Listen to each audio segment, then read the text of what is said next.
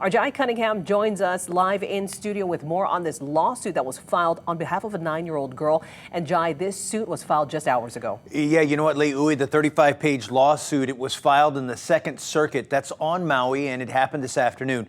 At the beginning of this suit, it alleges that in December, the school announced a new policy that transgender students would no longer be allowed to use facilities, play on sports teams, or room with students of the same gender.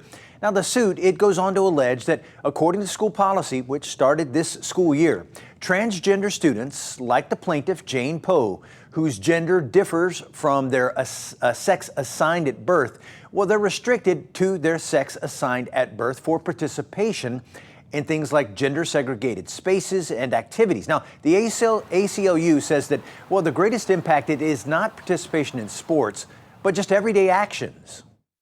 And so I think for Jane and for all other students at Maui Prep, the first and most concerning impact on this policy is kind of their mental health. But I think beyond that, too, it sort of sends a signal to society and to anybody who's transgender that policies like this, are acceptable here. And the ACLU feels that that's simply not true.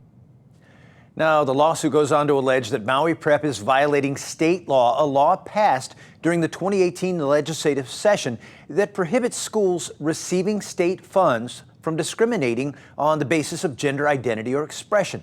Now, Hill said in this case, Maui Prep, a private school, is accredited by the state. Now, as for relief in the civil lawsuit, well, the plaintiffs are looking for compensatory damages and also asking the court to issue an injunction that requires Maui Prep to rescind its policy. Now, we reached out to the school, to Maui Prep, for comment, but we have not heard back yet.